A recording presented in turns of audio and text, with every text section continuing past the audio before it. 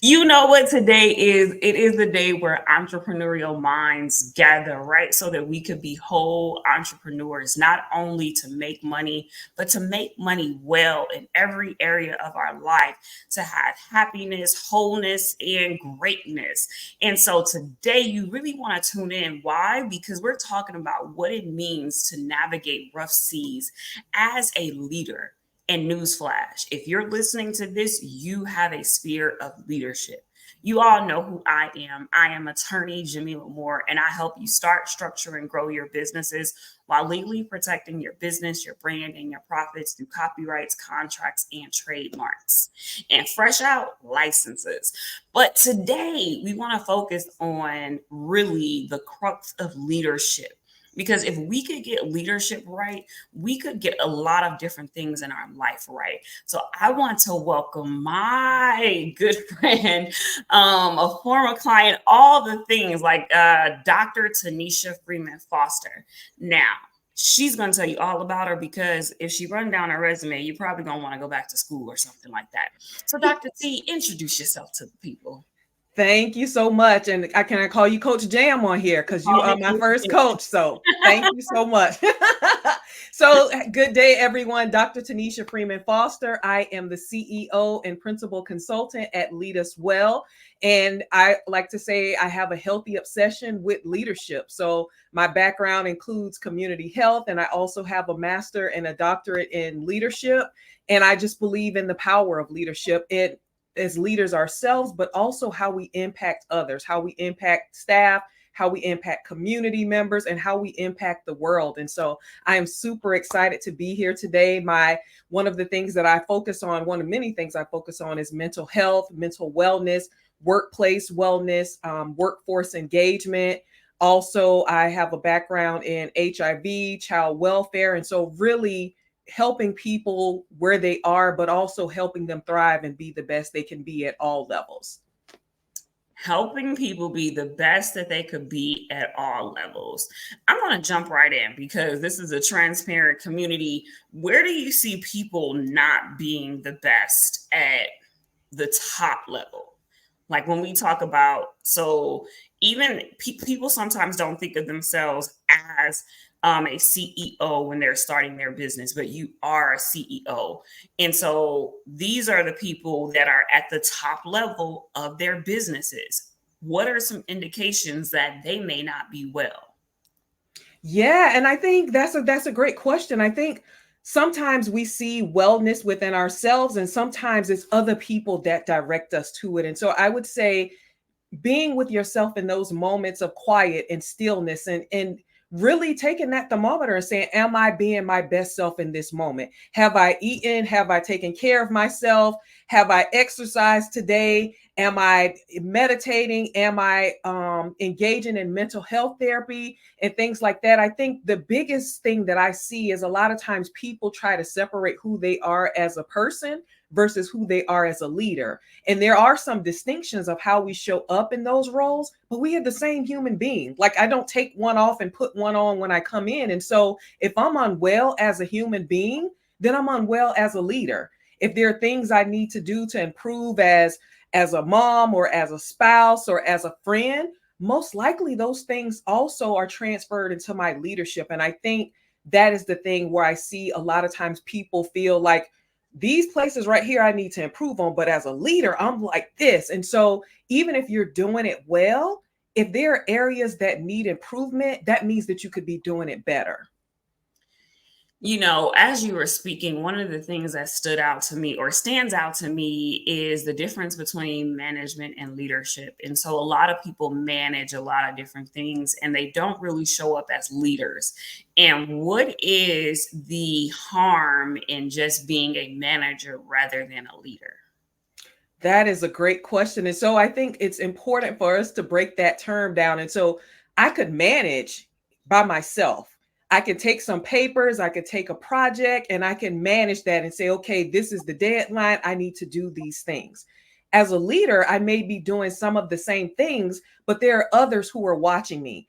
I am responsible for other people, and they are watching me, and I have a responsibility to model the way in a way that's healthy. And so it goes back again to if I'm unhealthy as a leader, then I'm modeling unhealthy behaviors to people that are following me. If I'm sending emails at 3 o'clock in the morning, even though I tell them not to do that, I'm creating a standard that says, I said not to do it, but this is what I'm doing. And is that the standard of excellence? And so then that leaves staff questioning, should I be responding at 3? Should I be sending emails 2 at 3? Like, what is that? And so I think that is the difference. As a manager, you can kind of manage tasks on your own, you manage outcomes. As a leader, you manage yourself so that you can manage people well. That's good. So manage yourself so that you can manage people well.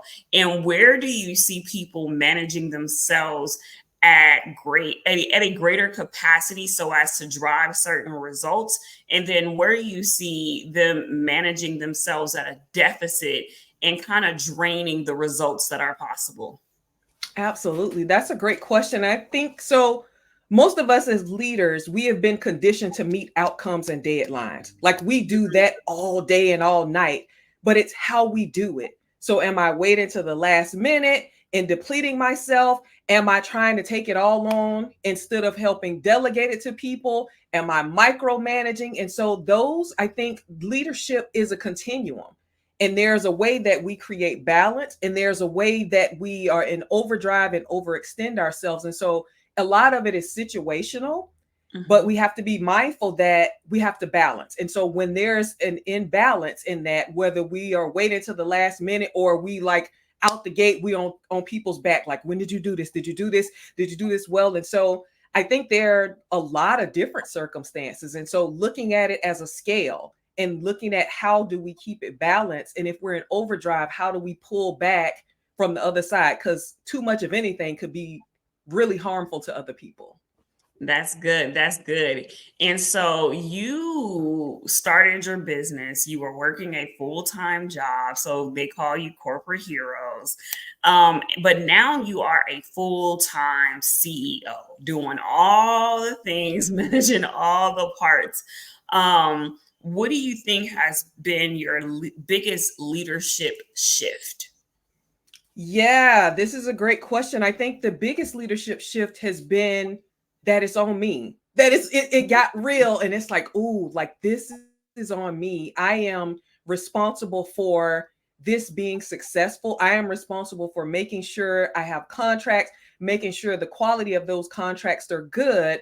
And I think the biggest shift has been recalibrating what I know about a team. And at the same time that I know that this depends on me, I know that I'm not alone. And so looking beyond myself, looking beyond my expertise and like, what am I working on and who else does this the same as me? Who does it better? And putting those people on my team and surrounding myself with those individuals. And so I would say that has been the biggest shift of like reminding myself of that, like, you have this business, but you are not alone, that you have a community of people around you.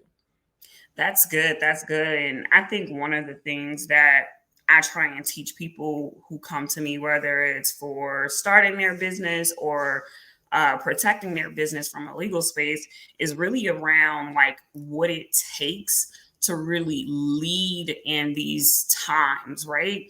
And when I think about leadership, I say every time you have an opportunity to meet with a client, that is a time where you can do leadership well. And most people don't think about this, but the way you present your contracts and how well your contracts are written, how many assets you own in your business as it relates to copyrights and trademarks, that also speaks to your leadership style. And so sometimes many people could fall into the trap of thinking that leadership really is around like speech, but it's so much more. And that's Yeah. one of the things that you kind of like walk people through and lead us well, right? And that's important because like when you are a trademark attorney, you want to make sure that things sound the right way, but it's so unique that it's going to pass through the examiner But you lead us well, and we walk through these things. But then you also wrote a book recently where you're talking about navigating rough seas. Can you kind of like break that down for us? Because I'm sure it's going to help not only, leaders in the corporate space, but leaders that are CEOs, leaders in churches, leaders in ministries, etc. Absolutely, yes. And so for me, this falls under the umbrella of lead us well, which our three pillars are learn well, lead well, and live well. And that all three of those things should be present. And so with navigating rough seas, the C stands for soul eroding, assimilation forcing systems. And it is a playbook of helping people to navigate workplace trauma and reclaim their wellness, reclaim their joy, and reclaim their power. And so we're looking at all three of those dynamics. And I think the goal is to first let people know they're not alone, that workplace trauma is real and it has a toll on us. And I think even as entrepreneurs, we came from a place. We came and we were somewhere. And so even looking at that, like, what did we bring with us? What type of harm was done and how are we handling that? Did we take it and we bury it, or beyond what we can think, are we doing that to other people? Because sometimes we don't want to. We know it hurts, and in some ways we're doing it to other people, and we may not do it the same way that it happened to us, but we're still doing it. And so the goal of this book is to increase awareness around workplace trauma, to provide a source of healing, and to make it real, and to help people understand that it's not just a workplace experience, that it causes life conditions. And some of them are chronic, some of them are life threatening. And we have to be aware of those, and also how we show up and how we affirm and speak to each other as well, too, especially as Black women.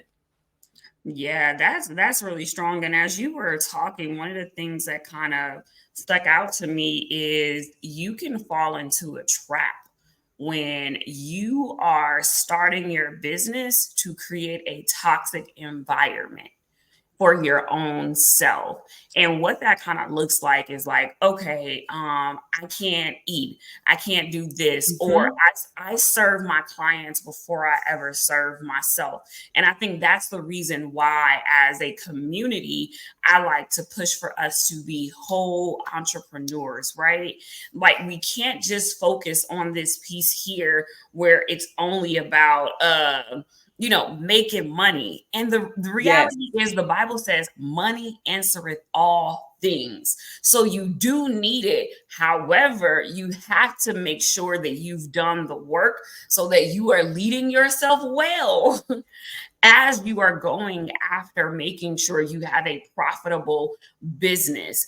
And so if a burnt out CEO were to come to you, what are you telling them first? First, that's a great question. So I always say you can't give what you don't have. And so Mhm. you first need to, and I think we have gotten accustomed to, like, I just give my first to the clients or to the people. That is raggedy. And so it's like picking up someone in a car that the gas tank is almost on E. I don't want to get in that car because I don't feel like pushing it with you. And so Mhm. it's that. And so my advice would be, take a break, pause, and go take care of yourself, refuel your tank. And a lot of times that comes from being in community with people who are smarter than you. Because Mhm. a lot of times, as CEOs and as leaders, I call it the empty notebook syndrome, where we go to all these conferences and things and we're all excited, and we come back with an empty notebook because we knew everything they were talking about. And so how do we reposition ourselves where we're not always the teacher in the space, that we can be a student, and that we recognize when we are not the student or when we are the teacher, and say, no, I need to reposition myself to a different group of people, to a larger association, or something where you can just be. Because even that's exhausting. If you're taking time from work and you're going to conferences or learning events where you are the smartest one in the room, or where you could have actually got up and taught that class, then I would say it's time to enhance your territory, enhance your space, enhance your community. And so that's what I would recommend. Also, taking a break, like for real break. And because I've seen people that are like, I'm on vacation. Why are you answering text messages? Why are you answering emails? That is not vacation. And I think I learned what a real vacation was as a leader when I took my first cruise. because when the ship pulled out from the deck, the cell phone didn't work anymore. And I'm like, okay, I guess this is real vacation because I can't see any emails and respond to any calls. And so I would love that for everyone, whether it's a vacation or a staycation. And I think a part of that is creating a boundary, having a personal phone and a work phone, a personal computer and a work computer where you can't even access those emails, where people can't even contact you. And I think that's also another part of leading, and leading well, that you have created a team where you can walk away and know that your business is not going to fall apart because it's in good hands with people who are running it like you would run it in your absence. That is so good. Just having the courage, because it takes courage to disconnect. And you make me think about that time where I recognized that I had to separate things when on Mother's Day, people were just sending me emails and expecting immediate responses. And I had to say, Jamila, what are you really doing here, right? And Mhm. so you don't want to you don't want to be successful and sacrifice your sanity at the same time, because that is very easy for you to do if you become people and results driven without the balance of taking care of yourself. And one of the things that I live on is the principle here where it's like love God with all your heart, then love Yes. your neighbor as you love yourself. And so many times people could think of like, well, I'm loving God and I'm loving my neighbor, but are you loving you? Yes. Are you Yes. taking care of you? Are you, putting that same level of effort into you, your wants, your needs, and everything else? And if that answer is no, it's okay. Data will inform you so that you can make a better decision, right? And be able to say, like, this week, I did X, Y, and Z well. Hmm. Next week, I'm going to do this. And so, a part of leadership and leading well is also having the right types of goals based Yes. on where you are. And so, when it comes to the corporate heroes, when it comes to the entrepreneurs, when it comes to the pastors, the leaders that all are in this community, how do you help them kind of shape their goals properly? That is a great question. So I think I like to work backwards. And one of the things I do is I work with people from their senses, because I feel like when you ask people what are their goals, they're like, that's a good question. But when I ground you in your senses, then you can come up with something. And so, what would it feel like? What would it sound like? Now we're talking. It would feel like A, B, and C. So let's go backwards and let's create a plan to achieve that feeling. And so that is my approach. And also looking at what needs to be done now, because I think a lot of times we get so caught up in this treadmill of work. This work was here before we came to this earth, and it will be here long. I think work is one of those things that will just always be. And so I think we always chase this mirage of this completed checklist. Like, if I can just check this off, and you check 2 off and 5 more appear. And so it's that thing of like, this will be okay. What's needed right now, and how do you balance? Because we could do 10, I would say, if I had the choice to do 5 things good or 10 things, 5 things great or 10 things good, give me 5 things great. And so it's really helping people to narrow that down, because that creates room for self-care. That creates room to replenish your own well, because again, you can only give what you have. And so how you giving out water if your well is dry? Where do you get it from? And so it creates that. And I think in that process, it also helps other people with boundaries, that they know when they see you, you're going to give them 1,000%. And when you don't see me, it means I'm resting and taking care of myself so that I can serve you better, because I serve myself well.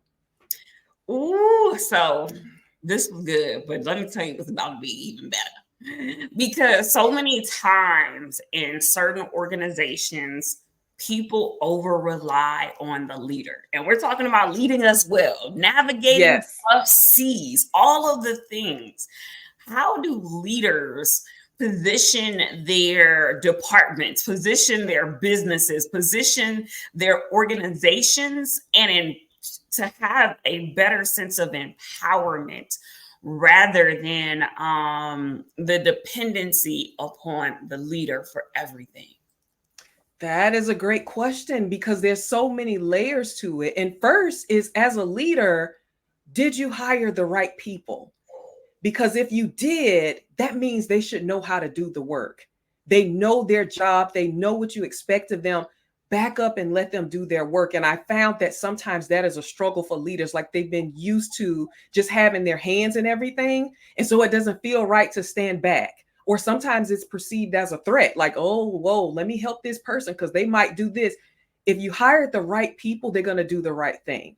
The second thing is the staff, like giving them things to do, small risks, and allowing them to take that risk. Because I found that a lot of times people are dependent on the leader because they're afraid to make mistakes. And where did that come from? A past job or the current job? And so allowing them the opportunity and giving them permission to make mistakes, and knowing that unless you do something that's life threatening, we're going to come back to this same table and we're going to talk about this thing that happened and we're going to learn from it, because that mistake may be the thing that catapults us into our next innovation. And so allowing people to be that, and allowing them, I always say, allowing people to scrape their knee, to scrape their arm. Sometimes they're going to twist their ankle, but they're going to be okay. And all of us are going to learn from that, and allowing that to happen as a natural part of the process, and not taking it personal as a leader that I need to be there. I need to make sure it wins every time. That's not how we got here. We didn't win every time. Like, we learned through our mistakes. And so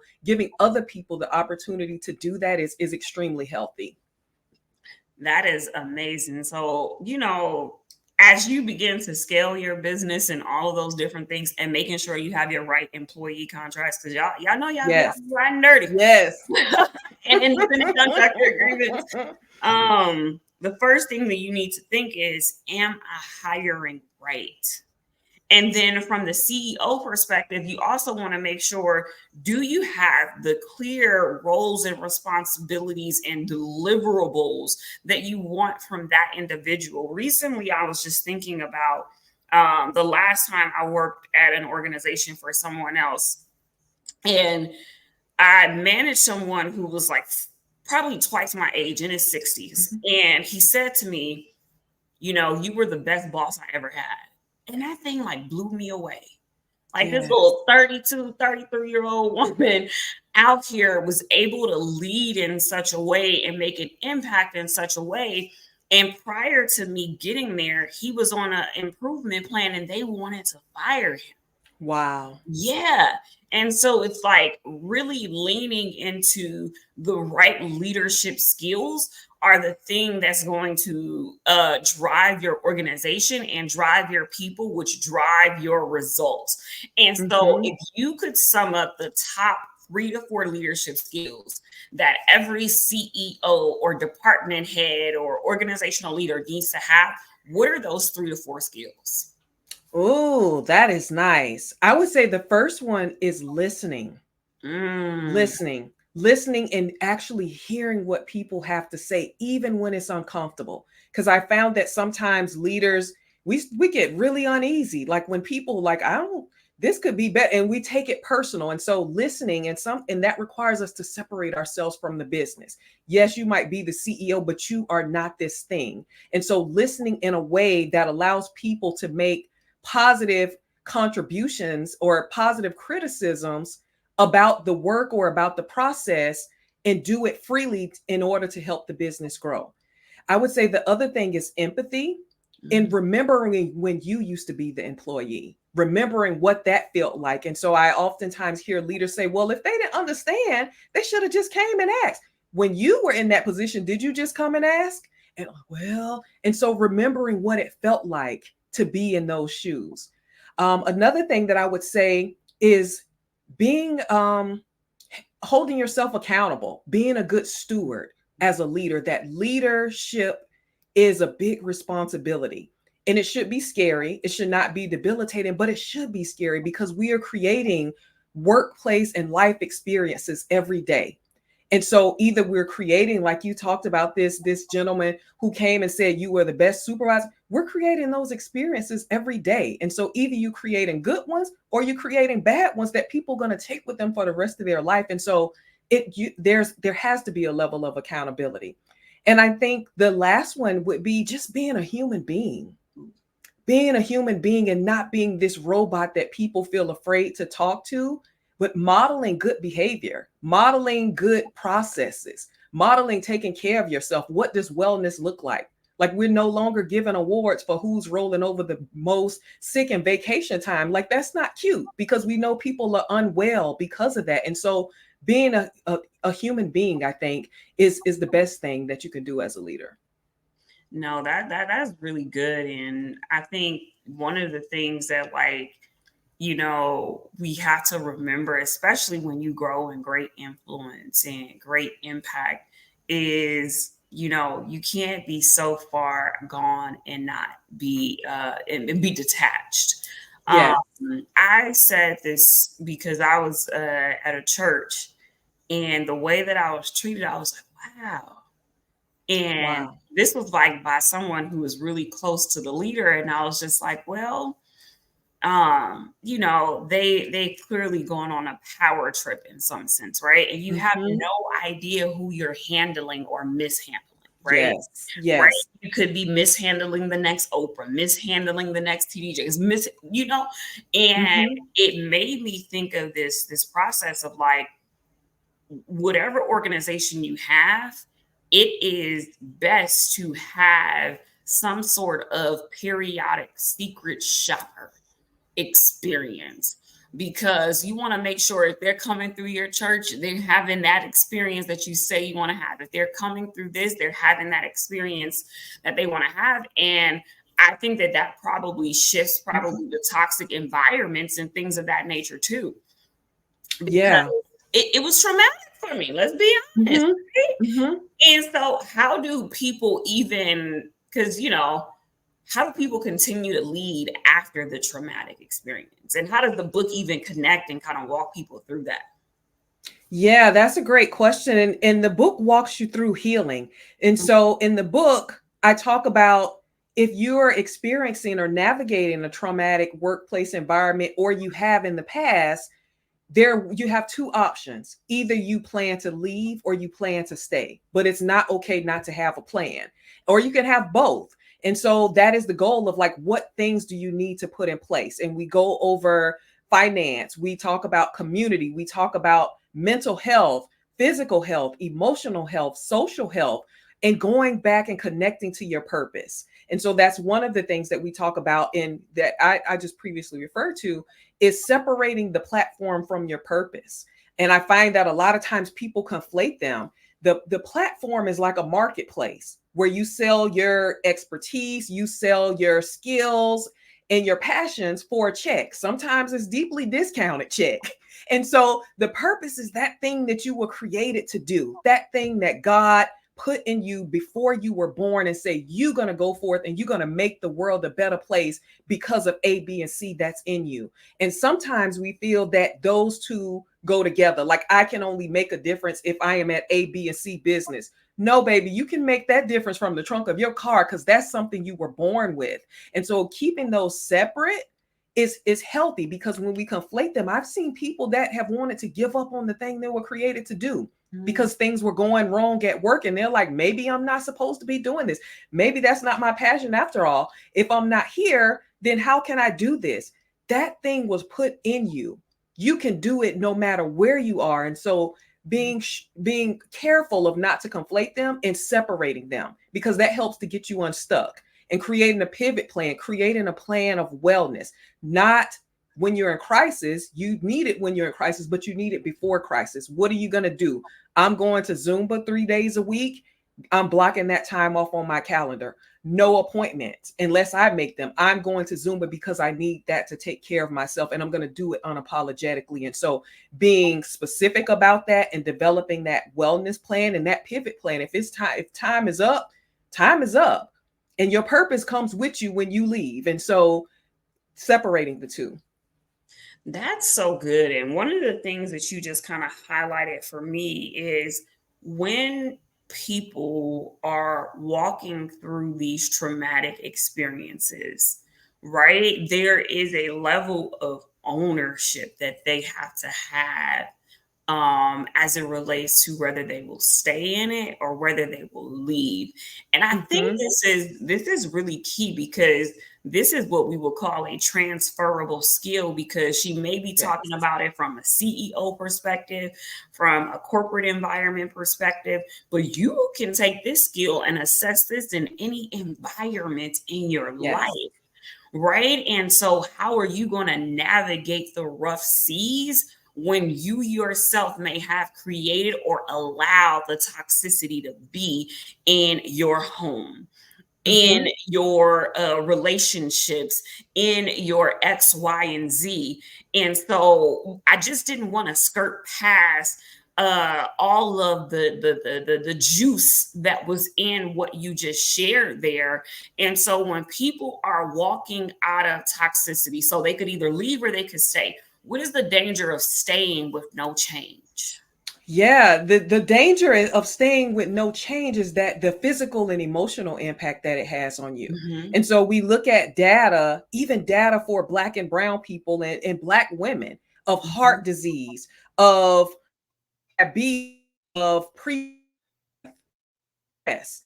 Well, in the book, I talk about the thymus gland and how important that thymus gland is to our wellness and well being, of like helping us fight off infection and so forth. And so there's a physical manifestation that happens of this stress. And we may be looking good from the outside. We get dressed up, get our hair done, pull up in our beamer, and dress nicely. And on the inside, our body is struggling.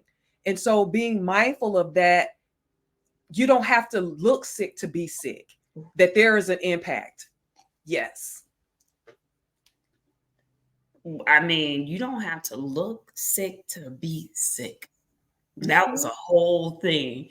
And and that's the thing with health, it is the one thing that catches up to you later, right? Yes. After you abused yourself time and time again.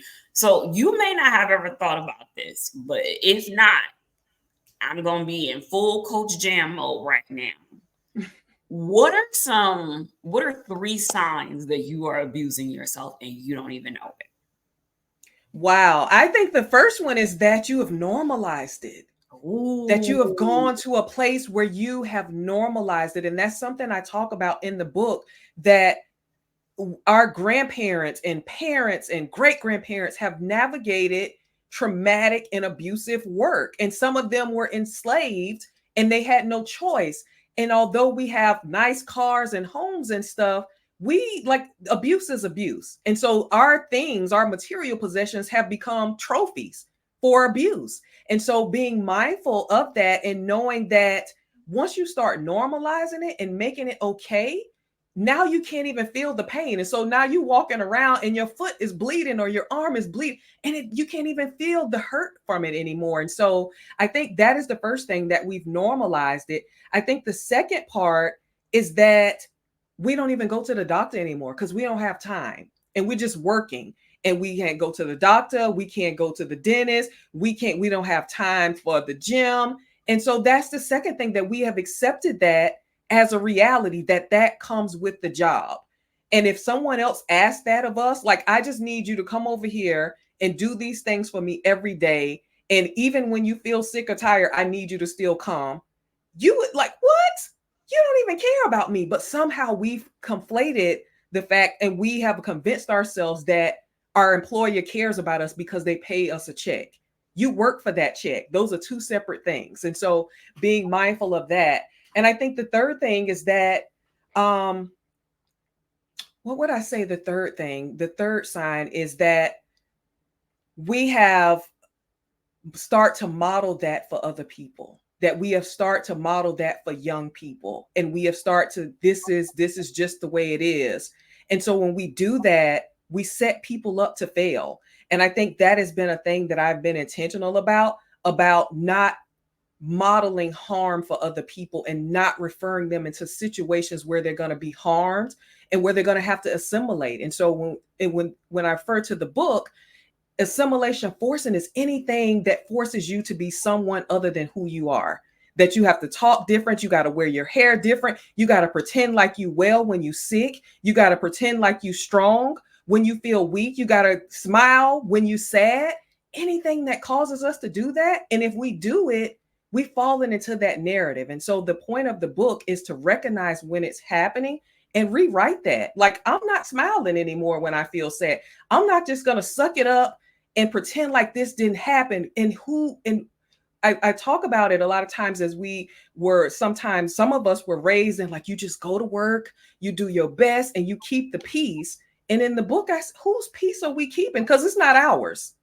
Like, who are we protecting? Because we're not protecting ourselves. And I think that's the other thing, that when you stop protecting yourself and when you allow people to treat you in ways that you would not allow anyone else to do it because they pay you a paycheck, that is the danger zone. Yeah, I got it. This is what you just did. Mic drop. So many different things. Somebody should probably like, oh my gosh, once this is over, I'm going to have to rewind this and really listen to this part again. And I hope they're already sharing and subscribing to the channel. Yes. Listen, Dr. T, I think I'm going to borrow this for my own business. Who are we? Have it. Because we are not protecting ourselves. That's deep. The second thing that I want to point out is one of the keys that people can lean into in their own life, if they would sit down and pause and say, where are you telling yourself that you don't have time? Yes. That is an indicator that you are in a place of self-abuse. Then where are you deciding that things can and cannot happen because of an expectation or a responsibility to protecting and securing someone else's future? Yes. Dr. T, you could go on the whole thing. And it's interesting. I'm real transparent. This is this little document here that my friend wrote down for me, because he said, Jamila, where is your time going? He said, where's our time going? Mm-hmm. And I asked the same question. I said, I don't know. Right. And I'm one of the people who be like, well, I got time for this, I got time for that. But time is our greatest resource. Mm-hmm. It is the only resource that we do not get back. We cannot print more time. Right. Yes. And whether we use it or misuse it is depending upon how we see it and how we value it. And so what I think you are also doing is this clarion call to us to wake up to time. Yes. And if you wake up to time and where your time has gone and where you want your time to go, and give your time an assignment that is real and tangible, you would limit the amount of self-abuse that you're causing. Yes. And I love that. And I also think of time, because sometimes we think of time as just minutes and hours, but time is an accumulation of experiences. Mm-hmm. Because once we are no longer here, that's what will be left, that we actually were here on earth, that those experiences and those relationships and those moments that we cultivated with other people. And so I think about an event that we just did earlier this week about celebrating Black brilliance and innovation. And there was a moment when we took time and paused to think of the unsung Black heroes. And some of these are people who are still alive. Some of these are people who have passed. But what came from that time is, this person made me feel like this. I remember one time this person said this to me. And so those are the moments that we have to seize in time. How are we capturing those moments? How are we pouring into other people's lives? How are we sitting at the feet of our elders and listening to their stories, listening to their experiences, and taking time to laugh and just create memories? Because to me, time is an accumulation of memories. It is accumulation of experiences. And I've never heard anyone say, I remember that time. Remember that day I worked 5 hours and we got that grant submitted on time. Like, No, even if we work together for 5 hours on a grant, we're not talking about that grant. We talk about, remember when we left and went and got that burger at that place and it was a long wait, or we seen this person and they made us laugh. And so thinking about time again as an accumulation of memories and experiences. And so when we think about the time and where it's going, think about the memories and the experiences that we're allowed to escape along with those hours and minutes. Now that's good. And I would keep you here all day because you're just such a whale. Oh, thank you. It's mutual. But do you have any final thoughts on leadership and navigating rough seas? Yeah, I would say first lead, be the leader that you would want to follow Hmm. and model the way in a way that that is healthy. And Hmm. also take time to take care of yourself. I think that's the biggest thing, that again, if we look at time being equal to experiences, what experiences are you creating for yourself? And what experiences are you creating for those who are employed by you? And so that's what I would leave is looking at that, looking through that lens of how we are impacting the lives of others. Yeah, yeah, yeah. That's good. And for everyone who needs to make sure that they are protecting themselves in your smarts. One of the things that I tell people, we look at some of the successful people, the millionaires, the billionaires, and all those different things. And it all really started with a thought in their mind and how they managed and maintained that thought in their mind. And so if you don't protect your thoughts through Mm-hmm. intellectual property, whether it's your trademarks, your copyrights, and using the vehicle contracts to then really protect it further, you really are going out and giving away some of the greatest assets that God has downloaded unto you. And so Yes. you really have to shift the way that you think about protecting not only your business, your branding, your profits, but really you. And so you see, there's a shift in my voice because there is just a clarion call that I'm on to get my people to really understand it, right? Because we will go and we will buy a bag. We will buy a suit if we're male. We'll go and Mm-hmm. we'll go on vacation, not realizing that what we created in our mind has resale value. Mm-hmm. Right there, someone was telling me a story about how someone created, just posted memes all the time, sold that brand for $80 million. Wow. And so we as believers, we always talk about the wealth transfer. And the Mm-hmm. wealth transfer can only come if you have ownership over your intellectual assets. And so wherever you are, just keep listening, keep pushing, but make sure that you take care to protect your intellectual property. Now, y'all, it's been another episode of The Journey to More. We thank Dr. T. I'm pretty sure we're going to have her back one day for her next New York Times bestseller. And I just want to encourage you as you go through life, not only to, do more, but to believe more as you journey to more. Take Mm-hmm. care, everyone. Thank you.